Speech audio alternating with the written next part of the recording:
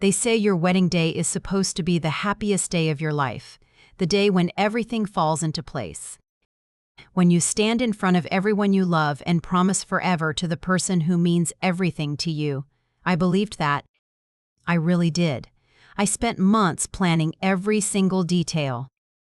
The flowers, the venue, the music, the guest list. Everything had to be perfect because this wasn't just any wedding. This was my dream coming true. My name is Sarah, and I thought I had it all figured out. I was marrying Daniel, my college sweetheart. We had been together for 6 years. 6 beautiful years filled with late-night conversations, shared dreams, and promises of a future we would build together.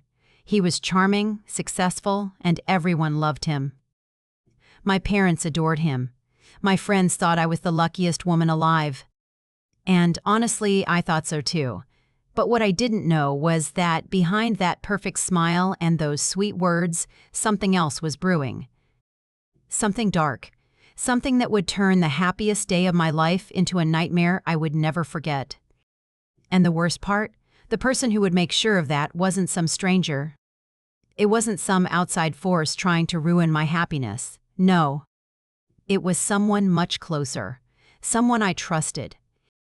Someone I never saw coming. Let me take you back to where it all began. 3 months before the wedding, everything was going according to plan. Daniel and I had just finalized a venue, a beautiful lakeside resort with white columns and fairy lights everywhere. It looked like something out of a fairy tale. We had tasted the cake, chosen the menu, and sent out the invitations. My maid of honor was my younger sister, Emma. She was 24, bubbly, full of energy, and always the life of every party. She had always been my best friend growing up. We shared everything. Secrets, clothes, dreams. I trusted her completely.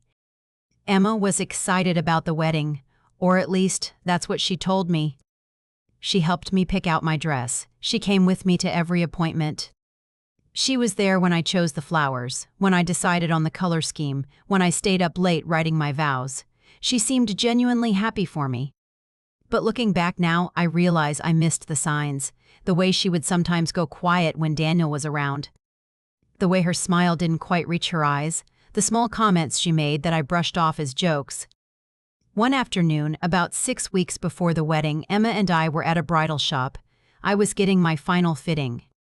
The dress was everything I had dreamed of: white silk, lace sleeves, a long train. I looked at myself in the mirror and felt tears come to my eyes. Emma stood behind me, adjusting the veil. "You look beautiful," she said, but her voice sounded flat. Empty. I turned to look at her. "Are you okay?" I asked. She smiled quickly. "Of course, just emotional. My big sister is getting married." I believed her. I wanted to believe her. Daniel was busy with his own preparations. He was a financial analyst at a major firm downtown. He worked long hours, but he always made time for me, or so I thought. There were nights when he would come home late, smelling like expensive perfume that wasn't mine. He would say he had been at a work dinner. A client meeting. I never questioned it. Why would I? I trusted him. I loved him, and I thought he loved me too. 2 weeks before the wedding, I noticed something strange. Emma and Daniel were texting each other. A lot. I saw it one evening when I picked up Daniel's phone to check the time. Her name kept popping up, one message after another. I asked him about it. "Oh, she's just asking about the wedding stuff," he said with a casual shrug. "You know how she is. She wants everything to be perfect for you." It made sense. Emma was my maid of honor. Of course she would be coordinating with the groom. I let it go, but the texts didn't stop. And Emma started acting weird around me. She would get nervous whenever I mentioned Daniel. She would change the subject. She started avoiding my calls. When I asked her what was wrong, she would say she was stressed with work, with her own life. I wanted to push, but I was too busy with wedding preparations, too distracted by centerpieces and seating charts to notice what was really happening right under my nose. The rehearsal dinner came. It was the night before the wedding. My parents had rented out a private dining room at an elegant restaurant. Everyone was there.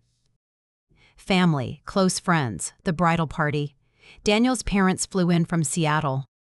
My grandmother came all the way from Texas. Everyone was laughing, toasting, celebrating.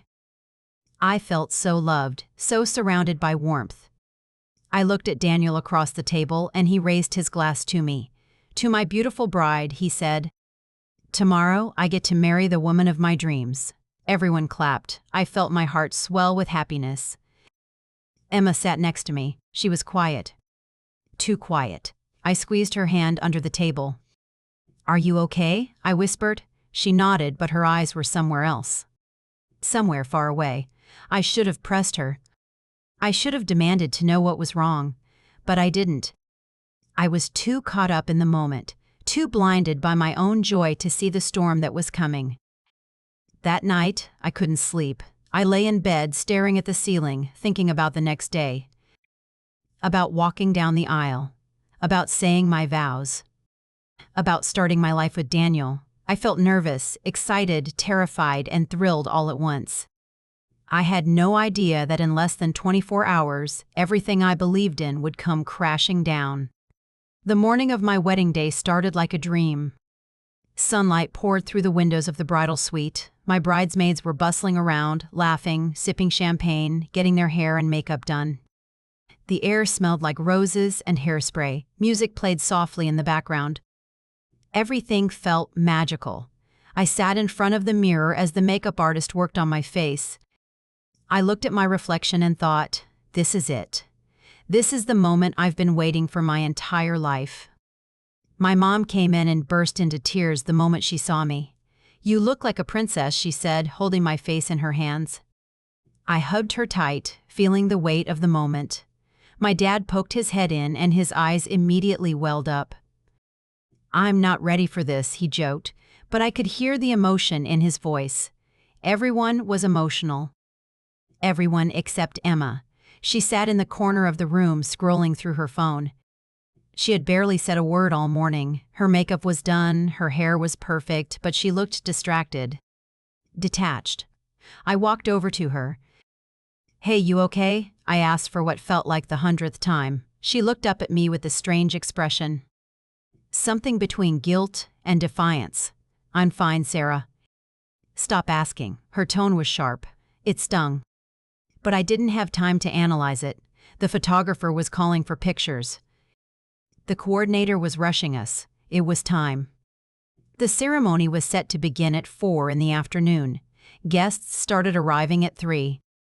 I stayed hidden in the bridal suite, peeking out the window as cars pulled up. I saw Daniel's parents, my college friends, my coworkers. Everyone I cared about was there. My heart was pounding. I kept rehearsing my vows in my head. I wanted everything to be perfect. At 3:30, the coordinator came in. "All right, ladies, it's time to line up." My bridesmaids grabbed their bouquets. My flower girl, my 5-year-old cousin, was giggling with excitement. Emma stood at the front of the line. She was supposed to walk down the aisle first. I caught her eye and smiled. She didn't smile back, she just looked at me. And in that moment, I saw something I had never seen before, something cold. Something calculating. But before I could process it, the music started. One by one, my bridesmaids walked down the aisle. I watched from behind the double doors, my arm linked with my father's. My hands were shaking. My dad squeezed my hand. "You ready, sweetheart?" I nodded, unable to speak. The doors opened. The music swelled. Everyone stood. And I took my first step. Walking down that aisle felt like walking through a dream. All eyes were on me. People were smiling, some were crying. I saw my grandmother dab her eyes with a tissue. I saw Daniel's mom blow me a kiss. And then I saw him, Daniel, standing at the altar in his sharp black tuxedo, looking at me like I was the only person in the world. My heart soared. This was everything I wanted, but then I noticed something. Emma was standing to the side holding her bouquet, and she wasn't looking at me. She was looking at Daniel, and he was looking back at her. It was just a glance, a split second. But something about it felt wrong. I pushed the thought away. I was being paranoid. This was my wedding day. Everything was perfect. I reached the altar. My dad kissed my cheek and placed my hand in Daniel's. I looked up at him, and he smiled. "You look beautiful," he whispered. I felt a rush of relief. Maybe I had imagined it. Maybe everything was fine. The officiant began speaking. We exchanged our vows. I said mine first, my voice trembling with emotion. Daniel said his voice strong and confident. We were about to exchange rings when it happened. The doors at the back of the venue burst open. Everyone turned. A young woman stood there holding a baby. She looked frantic, out of breath. "Stop the wedding," she shouted. The entire room gasped. My heart stopped. I looked at Daniel. His face had gone pale. He looked like he had seen a ghost. "Who is that?" I whispered. He didn't answer. He just stared. The woman started walking down the aisle, the baby crying in her arms. "You can't marry her, Daniel," she yelled. "You can't marry her when you have a child with me." The room erupted. People were whispering, gasping, standing up. My mind was spinning. I couldn't process what was happening.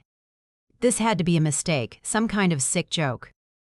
I looked at Daniel, waiting for him to deny it, to tell everyone this woman was crazy. But he didn't. He just stood there, frozen. The officiant didn't know what to do. My mom rushed forward. "What is going on?" she demanded. The woman stopped a few feet away from the altar. She looked at me with tears in her eyes. "I'm sorry," she said. "But he's been lying to you. We've been together for 2 years. This is his son." She held up the baby. The baby had Daniel's eyes. His nose. There was no denying it. I felt like the ground was opening up beneath me. My legs gave out. One of my bridesmaids caught me before I fell. I looked at Daniel, my vision blurring with tears. "Is this true?" I asked, my voice barely a whisper. He opened his mouth, but no words came out. And that silence? That silence told me everything I needed to know. But the nightmare wasn't over, because that's when Emma stepped forward. She walked right up to me, and instead of comforting me, instead of standing by my side, she did something I will never forget. She looked me dead in the eye and said, "I'm glad she showed up. You don't deserve him anyway." The entire room went silent. I stared at her, unable to believe what I was hearing. "What did you just say?" I asked. She smiled. A cruel, cold smile. "You heard me. You've always been so perfect, so put together. Miss Perfect Sarah. Well, guess what? Your perfect life just fell apart." I felt like I had been slapped. "Why would you say that?" I whispered. She crossed her arms. "Because I'm tired of pretending. Tired of watching you get everything while I get nothing." I realized in that moment that this wasn't just about Daniel, this was about something deeper. Something that had been festering inside my sister for years. And she had chosen this moment, my wedding day, to destroy me. My mom grabbed Emma's arm. "What is wrong with you?" she yelled. My dad was trying to usher the woman with the baby out. Guests were standing, filming on their phones, whispering. It was chaos, pure chaos. And I stood there in my white dress, feeling like my entire world had shattered into a million pieces. Daniel finally spoke. "Sarah, I can explain." I held up my hand. "Don't," I said, my voice cold. "Don't you dare." I turned and walked out. I didn't run. I didn't cry. I walked. With my head held high, through the rows of guests. Past the shocked faces. Past the pity in their eyes. I walked out of that venue and I didn't look back, but as I left, I made a promise to myself. This wasn't over, not by a long shot. The days following the wedding that never was felt like living in a fog. I moved through life like a ghost, disconnected from everything around me. I stayed at my parents' house because I couldn't bear to go back to the apartment I had shared with Daniel. My mom tried to comfort me, bringing me tea and sitting with me in silence. My dad was furious, pacing around the house, muttering about lawyers and consequences, but nothing they said or did could reach me. I was numb. The humiliation was unbearable. The wedding had been recorded by professional videographers. Guests had taken videos on their phones. Within hours, clips of the woman bursting in with the baby, of Emma's cruel words, of my stunned face, were all over social media. People I didn't even know were commenting, sharing, discussing my pain like it was entertainment. I deleted all my social media accounts. I couldn't stand to see my life turned into a spectacle. Daniel tried to reach me. He called, texted, showed up at my parents' house. I refused to see him, refused to hear his excuses. My dad threatened to call the police if he didn't leave. Eventually, he stopped coming. But the damage was done. I learned through mutual friends that the woman's name was Jessica. She and Daniel had met at a work conference 2 years ago. 2 years. While he was with me. While he was planning a future with me. He had been living a double life, and I had been too blind to see it. But Daniel's betrayal, as painful as it was, wasn't what hurt the most. It was Emma. My sister, my best friend. The person I had trusted more than anyone in the world. She had stood there on what was supposed to be the happiest day of my life and told me I didn't deserve happiness. She had smiled while watching me fall apart, and I couldn't understand why. I didn't hear from Emma for 3 days after the wedding. She didn't call. Didn't text. Didn't apologize. It was like she had disappeared. My parents were furious with her. My mom cried every night, heartbroken that her 2 daughters were now broken apart. My dad refused to even say her name. But I needed answers. I needed to understand how the person I loved most in the world could do something so cruel. On the 4th day, Emma finally called. I almost didn't answer.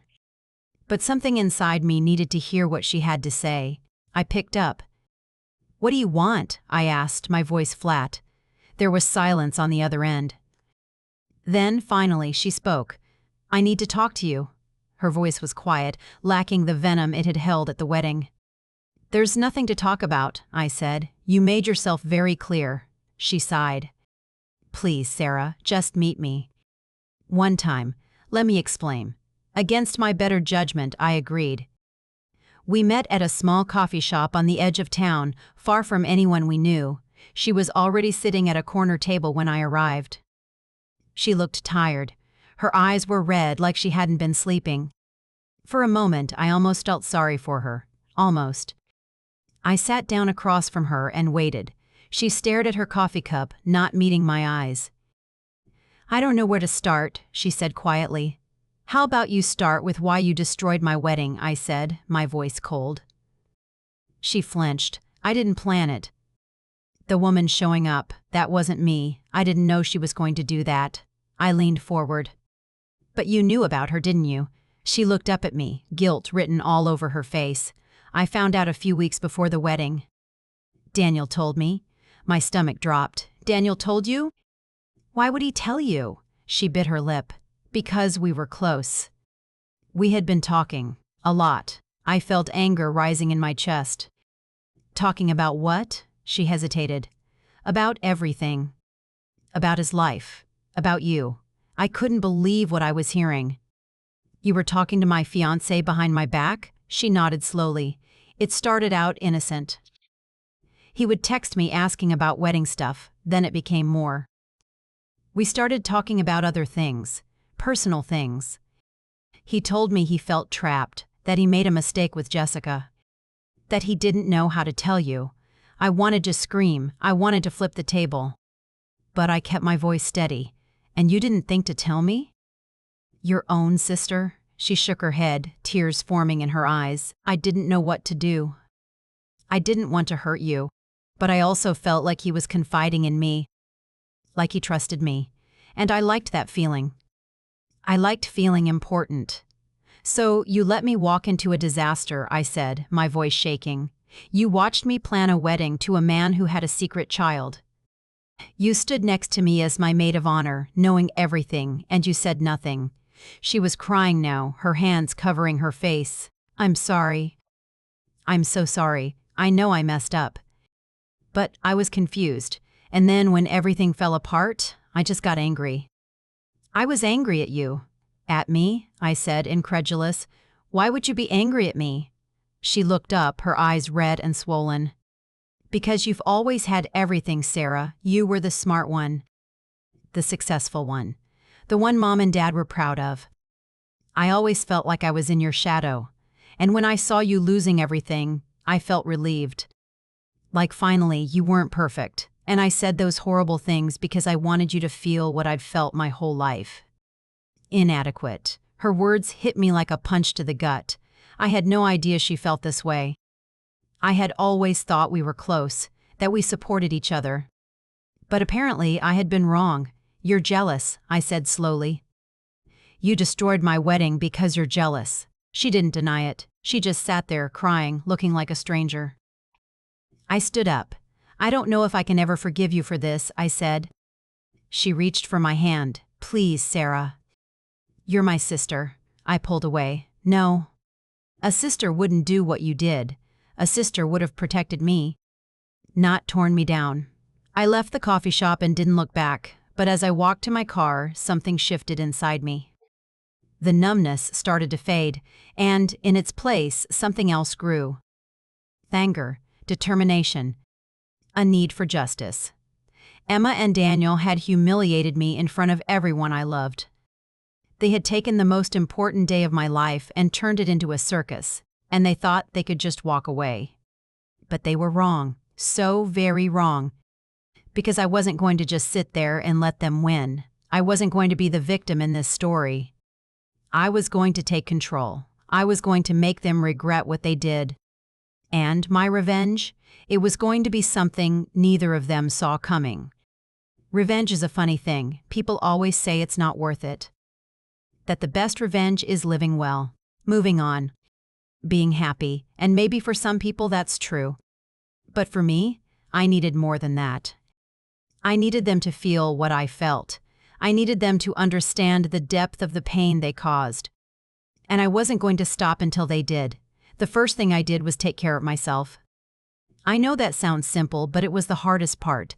I had spent weeks wallowing, crying, feeling sorry for myself. But if I was going to do this, I needed to be strong, sharp, in control. So I started working out. Every morning I woke up at 6 and went for a run. I pushed myself harder than I ever had before. The physical pain distracted me from the emotional pain, and slowly I started to feel like myself again. Like someone who could fight back. I also threw myself into my work. I was a marketing consultant for a mid-sized firm. I had been taking time off for wedding planning, but now I dove back in with everything I had. I took on extra projects. I stayed late. I impressed my bosses, and it felt good. It felt good to be valued, to be seen as competent and capable. My career started to thrive in a way it hadn't before, and that gave me confidence. But while I was building myself back up, I was also gathering information. Because if I was going to take them down, I needed to know everything. I started with Daniel. I reached out to some mutual friends, carefully, subtly. I asked questions. I listened. And I learned a lot. Turns out, Daniel's life wasn't going as smoothly as he probably hoped. Jessica, the woman with the baby, had filed for child support. She was demanding a significant amount of money. Daniel's finances were a mess. He had been hiding money from me during our relationship, spending it on Jessica and their son. Now, with legal fees and child support, he was drowning. His job was also in jeopardy. Word had spread at his firm about the wedding disaster, about the secret child. His reputation was damaged. Clients didn't want to work with someone they saw as dishonest.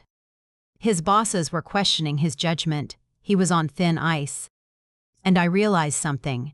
Daniel had already started his own downfall. I just needed to give him a little push. Then there was Emma.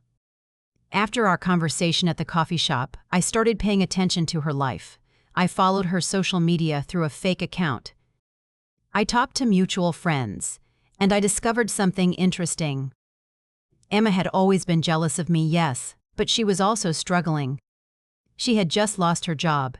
She was behind on rent. She was desperately trying to keep up appearances, posting pictures of herself at fancy restaurants and events, but it was all a lie. She was broke. And she was too proud to ask for help. I also learned something else. Something that made my blood boil. Emma and Daniel had continued talking even after the wedding. They had developed some kind of twisted friendship. They would meet for coffee, text late at night, share their problems. She had become his confidant, and I realized that she wasn't just jealous of me. She wanted my life. She wanted Daniel. Not because she loved him, but because he represented everything I had, and taking him from me, even as a friend, made her feel powerful. That's when the plan started to form. I wasn't going to just hurt them. I was going to dismantle them, piece by piece. I was going to expose them for who they really were, and I was going to do it in a way that left no doubt about their true characters. But I had to be smart. I had to be patient. Revenge isn't about acting in anger, it's about strategy. I started by reaching out to Jessica, the woman with the baby. I sent her a message through social media introducing myself. I expected her to hate me, to see me as the enemy. But she didn't. She was apologetic, kind even. We agreed to meet. When I saw her in person, holding Daniel's son, I felt a strange sense of kinship. We were both victims of the same man. She told me her story. How Daniel had promised her everything. How he said he would leave me and be with her. How he disappeared for weeks at a time only to come back with excuses. How he denied their son's existence until she forced him to take a paternity test. I listened. I sympathized. And then I made her an offer. "What if we worked together?" I said. She looked at me confused. "Work together how?" I leaned forward. "To make sure he pays for what he did, to both of us." She hesitated, but I could see the anger in her eyes. The same anger I felt, she agreed. Jessica had records. Text messages, emails, proof of Daniel's lies. She had financial documents showing he had been secretly funneling money to her while lying to me. She had everything. And she was willing to share it. With her help, I started building a case. Not a legal case, though that might come later, but a case of public opinion. I was going to show everyone who Daniel really was. As for Emma, my plan for her was different. More personal. I knew her weakness. Her pride, her desperate need to be seen as successful. And I was going to use that against her. I started small. I reached out to some people in her industry. I casually mentioned that she was looking for work, but I framed it in a way that made her sound unreliable. Unprofessional. I didn't lie. I just told the truth, that she had been involved in a family scandal. That her judgment was questionable. Word spread quickly. I also started spending time with our mutual friends. I didn't badmouth Emma directly. I didn't have to. I just told them what happened. I let them draw their own conclusions. And slowly, people started distancing themselves from her. Invitations stopped coming. Group chats went silent. She was being iced out, and she didn't even realize I was behind it. But the final piece of my plan? That was going to be public, loud, undeniable. I was going to throw an event, a party, and I was going to invite everyone. Everyone who had been at the wedding, everyone who had witnessed my humiliation. And at that party, I was going to tell my story, the whole story. With proof, with witnesses, and I was going to make sure that Daniel and Emma's names were destroyed. I spent weeks planning it. I rented out a beautiful venue, the same one where the wedding was supposed to take place. I hired caterers, a DJ, photographers. I sent out elegant invitations calling it a celebration of new beginnings. People were curious. They RSVP'd. They wanted to know what I was celebrating. I didn't tell them. I just smiled and said they'd find out. The night before the event, I couldn't sleep. Not because I was nervous, but because I was excited. Everything was in place. Jessica was ready to speak. I had all the evidence prepared. I had practiced what I was going to say. This was it. This was my moment, and tomorrow everyone would see Daniel and Emma for who they really were. As I lay in bed that night, I thought about the girl I used to be, the one who trusted everyone, who believed in love and loyalty. That girl was gone. And in her place was someone stronger, someone who wouldn't be walked over, someone who demanded respect. And tomorrow, the world was going to meet her. The day of the event arrived and everything was perfect. The venue looked stunning. White and gold decorations everywhere, soft lighting, elegant table settings. It looked like a wedding reception. And that was intentional. I wanted people to remember. I wanted them to walk in and feel the irony. This was supposed to be my celebration months ago. Now, it was going to be something else entirely. Guests started arriving at 7. I stood at the entrance, greeting everyone with a smile.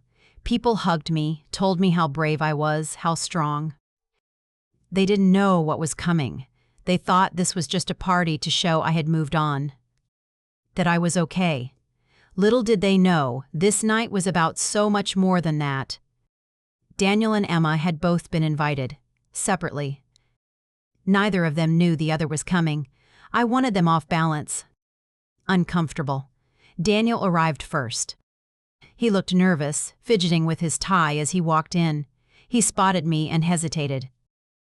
I walked over to him, my expression neutral. "Thank you for coming," I said politely. He looked confused. "Why did you invite me?" I smiled. "You'll see.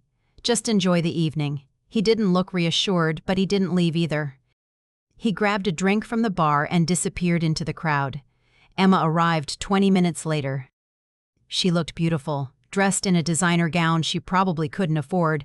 She had clearly spent money, she didn't have to make an impression. When she saw me, her face went pale. "What is this?" she asked. I shrugged. "Just a party." "A celebration. You're my sister." "Of course I wanted you here." She looked around suspiciously. "Where's Mom and Dad?" I gestured to the corner where they stood, watching her with cold expressions. She swallowed hard but stepped inside. By 8 o'clock, everyone had arrived. The room was full of family, friends, former colleagues, people from Daniel's work, people from Emma's social circle. Even Jessica was there, sitting quietly at a corner table with her baby. I had kept her presence a secret from everyone. She was my ace in the hole. At 8:15, I stepped onto the small stage at the front of the room. The DJ lowered the music. People turned to look at me. I took the microphone and smiled. "Thank you all for coming tonight," I began, my voice steady. "I know some of you were surprised to receive an invitation. Some of you probably wondered why I would throw a party after everything that happened. Well, I wanted to bring you all here to share something important with you. A story. My story." The room went silent. People exchanged glances. Daniel looked like he wanted to run. Emma was frozen in place. "A few months ago, I was supposed to get married," I continued. "I was supposed to stand in front of all of you and promise my life to someone I loved, someone I trusted. But that didn't happen. Instead, my wedding turned into a nightmare. Some of you were there. You saw it. A woman walked in with a baby, claiming my fiance was the father. And you know what? She was telling the truth." Gasps echoed through the room. People who hadn't been at the wedding looked shocked. Daniel's face turned red. I kept going. But the betrayal didn't stop there. Because while I was dealing with the heartbreak of discovering the man I loved had lied to me for years, someone else decided to twist the knife. Someone who was supposed to stand by me, my own sister. All eyes turned to Emma. She looked like she wanted to disappear. I saw her glance toward the exit, but my dad was standing there, blocking it. She was trapped. "Emma didn't just know about Daniel's lies," I said, my voice growing stronger. "She encouraged him to keep them from me. She talked to him behind my back, built a friendship with him while I was planning a wedding. And then, on the day everything fell apart, she stood in front of all of you and told me I didn't deserve happiness." The room erupted in whispers. People were staring at Emma with disgust. She opened her mouth to speak, but no words came out. I held up my hand. "But I'm not here to just tell you what they did. I'm here to show you." I nodded to the AV guy, and the large screen behind me lit up.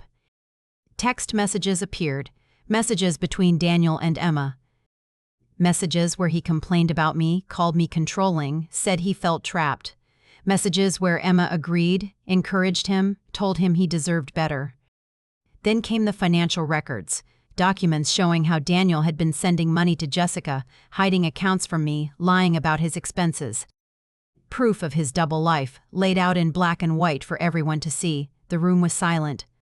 People were reading, processing, realizing the full extent of his deception. Daniel tried to speak. "Sarah, this isn't fair. You're making this public." I cut him off. "Fair? You want to talk about fair? Was it fair when you lied to me for 2 years?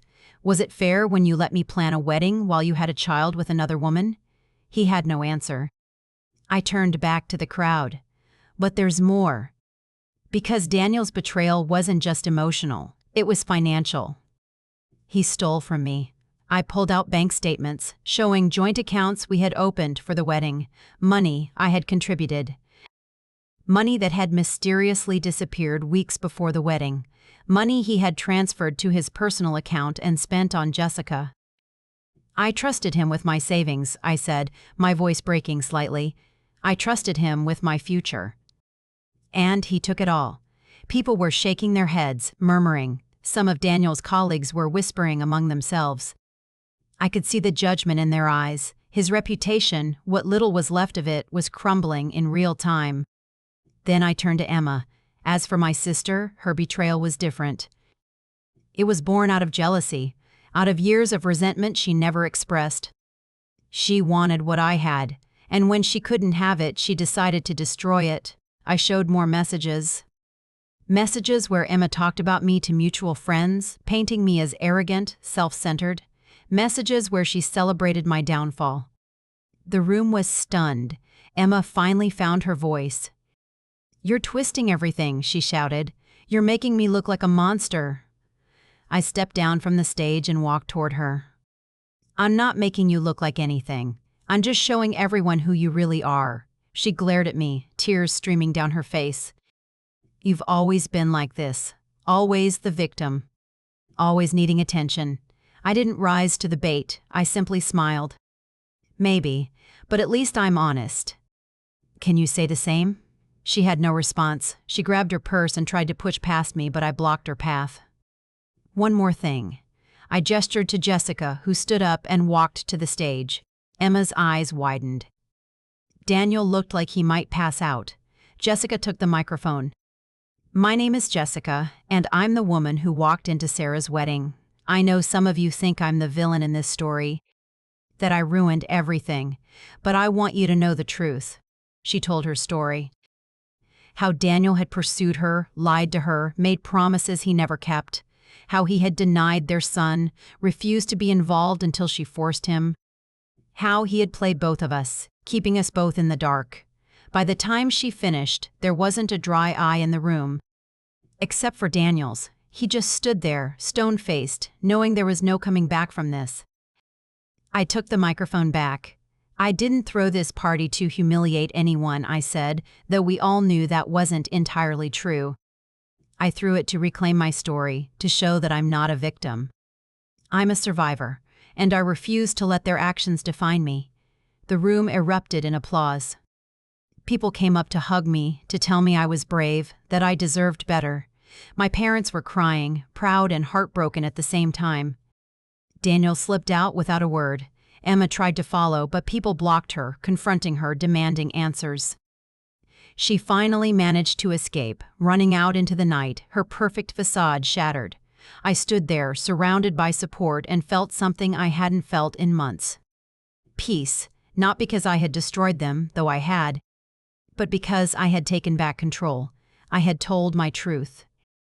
And everyone had listened. The days following the event were surreal.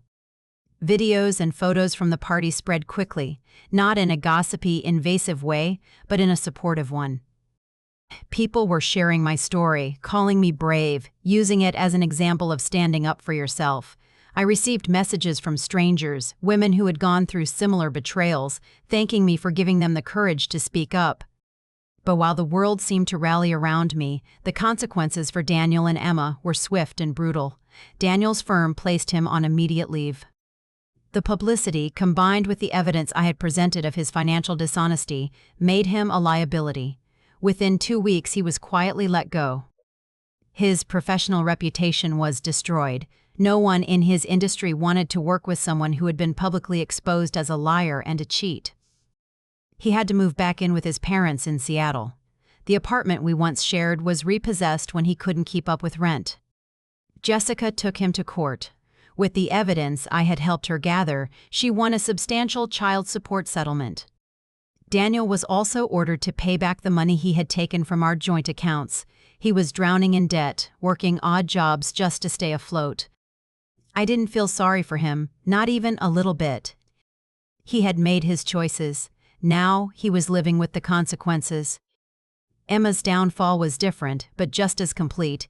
After the party, her remaining friends cut ties with her. The messages I had shown, where she talked behind everyone's backs, had exposed her to more than just me. People she had called friends realized she had been manipulating them, using them, talking about them the same way she had talked about me. She was completely isolated. Her financial situation worsened. With no job and no support system, she couldn't keep up with her bills. She had to move out of her apartment and back in with our parents. But even that was temporary. My mom and dad were heartbroken by what she had done. They tried to help her, but the trust was broken. She had humiliated them, embarrassed them in front of their friends and family. The relationship was strained to the breaking point. Emma tried to reach out to me several times. Texts, calls, even showing up at my workplace once. I ignored all of it. I had said everything I needed to say at the party. There was nothing left to discuss. She sent me a long email one night filled with apologies and excuses. She blamed her jealousy, her insecurities, her mental health. She begged for forgiveness. I read it once and deleted it. Some things can't be forgiven. Some betrayals cut too deep. But my revenge wasn't just about destroying them. It was about rebuilding myself. And that's exactly what I did. My career took off in ways I hadn't imagined. The attention from the party, the story of my resilience, caught the eye of a larger firm. They offered me a position as a senior consultant with a significant pay increase. I accepted. I threw myself into the work, traveling for clients, leading major campaigns. I was thriving. I also started speaking. At first, it was small events, women's groups, support networks, conferences about overcoming betrayal. I told my story, not for sympathy, but to inspire, to show other women that they didn't have to be defined by what was done to them. That they could take control, fight back, and come out stronger. The response was overwhelming. I was invited to speak at larger venues, write articles, even consider writing a book. My pain had become my platform. I started dating again, though I took it slow. I wasn't ready to trust fully, not yet. But I wasn't going to let what Daniel did make me close myself off from love. I met someone, a kind, honest man who had no connection to my past. We took things one day at a time. It felt good to be wanted for who I was, not who someone wanted me to be. My relationship with my parents healed. They were proud of how I had handled everything. My dad especially. He told me he had never been more proud of anyone in his life. My mom cried happy tears when she saw me smile again. Really smile. They had watched me go through hell and come out the other side. And they were there every step of the way. But Emma was a ghost in our family now. She rarely came to family dinners. When she did, it was awkward, silent. She would sit at the table, picking at her food, not making eye contact with anyone. My parents tried to include her, but the damage was done. I didn't engage with her. I didn't acknowledge her. To me, she no longer existed, and I think that hurt her more than anything I could have said or done. 6 months after the party, I ran into Daniel. It was completely by chance. I was at a coffee shop, picking up my order, and there he was. He looked terrible. Worn down, tired, like life had beaten him. He saw me and froze. For a moment, neither of us said anything. Then he spoke. "Sarah, I held up my hand. "Don't." He closed his mouth. I looked at him, really looked at him, and I felt nothing. No anger, no sadness, no lingering feelings. Just indifference. And that's when I knew I had won. Not because I had destroyed him, but because he no longer had any power over me. "I hope you've learned something from all of this," I said quietly. He nodded, his eyes downcast. "I have." "Too late, but I have." I picked up my coffee. "Good." Don't make the same mistakes with the next person. I walked past him and out into the sunlight, leaving him standing there. I didn't look back. Not even once. A year passed. A full year since the wedding that never was. A full year since my life had been turned upside down. But in that year, I had transformed. I was no longer the woman who had stood at that altar, naively believing in forever. I was someone new, someone stronger. Someone who had learned that trust is earned, not given freely, and most importantly, someone who knew her worth. My career was better than ever. I had been promoted again, this time to director of marketing. I was leading a team, managing major clients, making more money than I ever had. I bought my own apartment, a beautiful place downtown with floor-to-ceiling windows and a view of the city. It was mine. No one else's name on the lease. Just mine, and that felt powerful.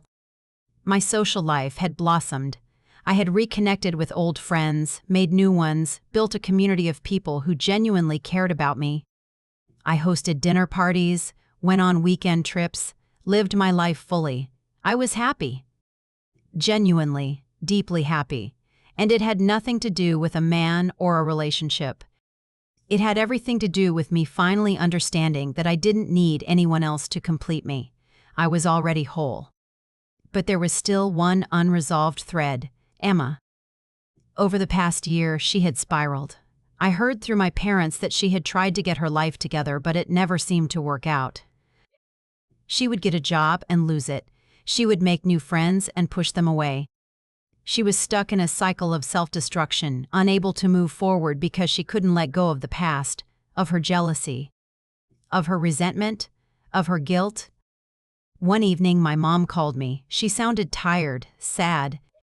"Sarah, I need to talk to you about Emma," I sighed. "Mom, I've told you." "I don't want to hear about her." She was quiet for a moment. "She's not doing well, honey. She's really struggling. She asked if you would be willing to meet with her.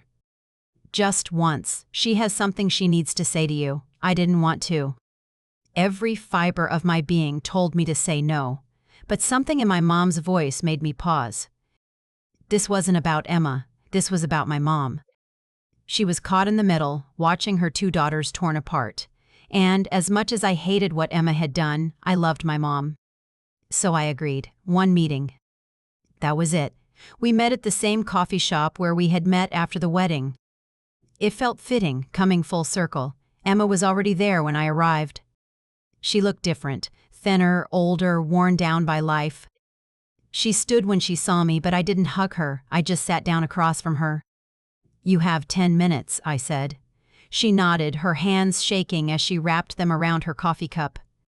"I'm not going to ask you to forgive me," she started. "I don't deserve that. I know what I did. I know how much I hurt you. And I've spent every day since then regretting it." I didn't respond. I just waited. She took a shaky breath. "I want to explain something. Not as an excuse, but so you understand. I was jealous of you. I have been my whole life. You were always the perfect one. The one who succeeded, who made everyone proud, and I felt invisible. Like I didn't matter. That doesn't justify what you did," I said coldly. She nodded. I know it doesn't.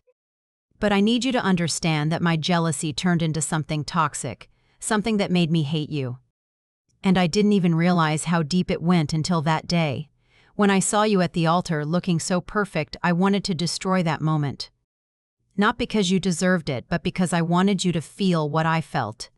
Small. Worthless. Less than. Tears were streaming down her face now. But it didn't make me feel better. It made everything worse. I lost you. I lost my family. I lost myself. And I've been trying to put the pieces back together, but I can't. Because the biggest piece, the most important piece, is you. And I destroyed that. I stared at her, unmoved. You're right. You did destroy it. You destroyed everything, and I spent a year rebuilding my life without you. And you know what?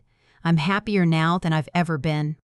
So whatever you came here hoping to get from me, closure, forgiveness, a relationship, you're not going to get it. She looked down, fresh tears falling. I understand. I just needed you to know that I'm sorry, truly, deeply sorry, and that I wish I could take it all back." I stood up. "But you can't." "That's the thing about actions, Emma. They have consequences. And you're living with yours."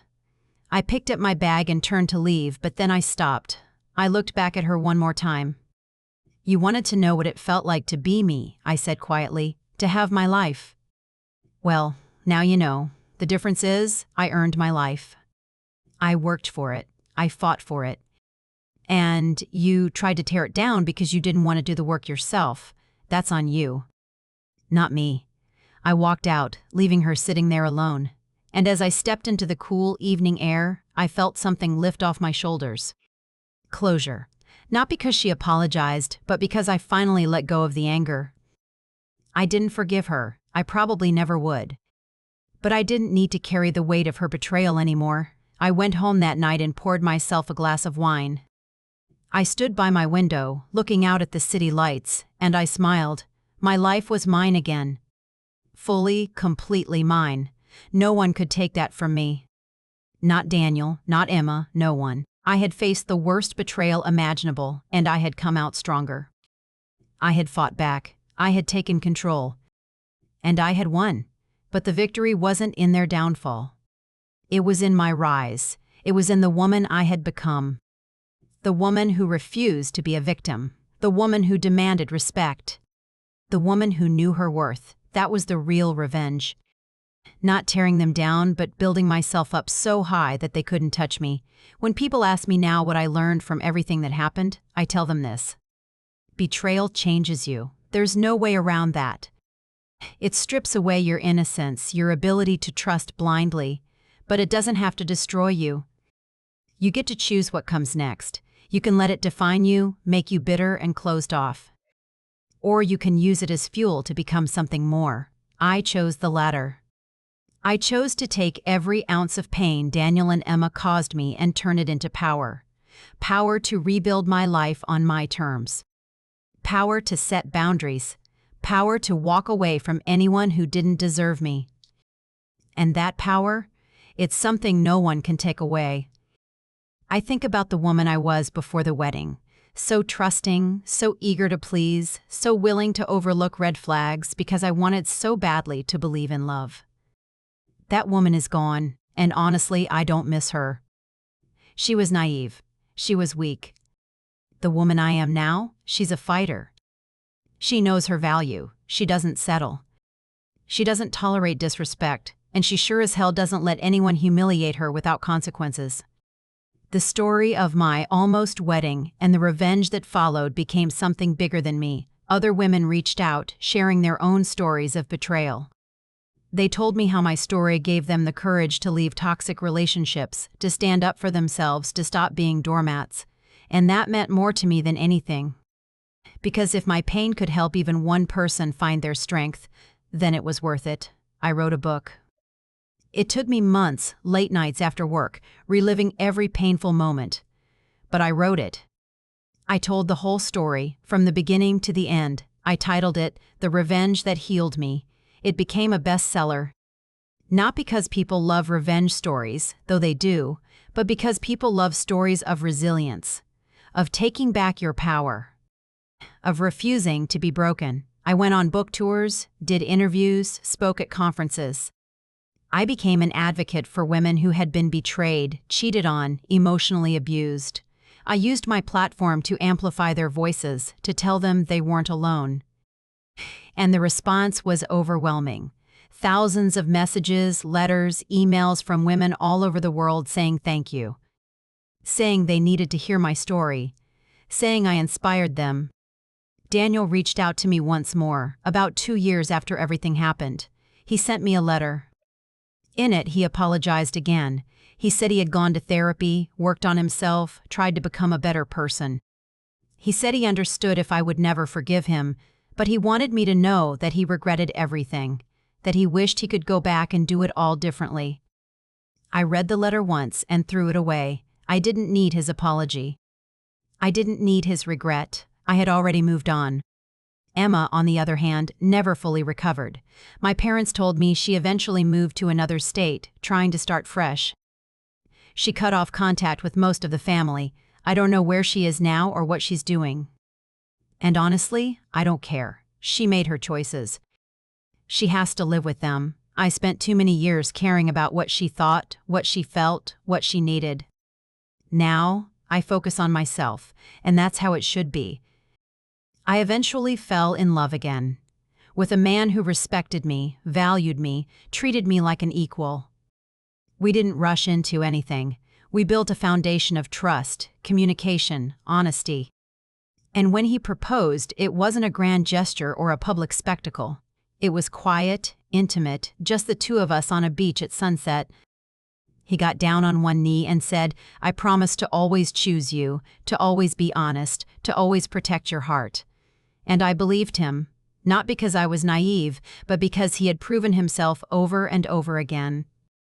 We got married in a small ceremony, just close family and friends.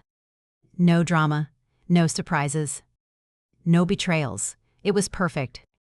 Everything my first wedding wasn't, and as I stood there saying my vows, I thought about how far I had come. From a broken woman standing in a wedding dress surrounded by chaos to a strong woman standing in a simple white gown surrounded by love. The journey had been painful, but it had been worth it. My story isn't just about revenge. It's about reclaiming your life. It's about refusing to let other people's actions determine your future. It's about standing up, speaking out, and demanding better. And it's about understanding that sometimes the best revenge isn't destroying someone else. It's becoming so successful, so happy, so fulfilled that their betrayal becomes irrelevant. I don't spend my days thinking about Daniel and Emma anymore. I don't waste my energy on anger or resentment. They're footnotes in my story, not the main chapters. My life is full of love, success, joy, purpose. I have a career I'm proud of, a husband I adore, friends who lift me up, a family that supports me. I have everything I ever wanted, and I got it by refusing to stay down when life knocked me over. So to anyone reading this, anyone who has been betrayed, humiliated, broken by someone they trusted, I want you to know this: you will survive. You will heal. And if you choose, you will thrive. Don't let their actions define you. Don't let their betrayal make you bitter. Use it. Let it fuel you. Let it push you to become the best version of yourself. And when you're standing on top, looking down at the life you've built, you'll realize that their betrayal was the best thing that ever happened to you. Because it forced you to find your strength, your power, your worth. And that is the ultimate revenge. Not tearing them down, but rising so high they can't even see you anymore. That's what I did. And that's what you can do too. Take back your power. Tell your story, and never ever let anyone make you feel small again. Because you are not small. You are mighty. You are unstoppable, and you deserve a life filled with respect, love, and happiness. Go out there and claim it. The world is waiting. This was my story, the story of how I was embarrassed, betrayed, and broken at my own wedding. And how I took all that pain and turned it into the greatest comeback of my life. My revenge wasn't just about making them pay. It was about proving to myself that I was more than what they tried to make me. And I am. I'm so much more, and so are you.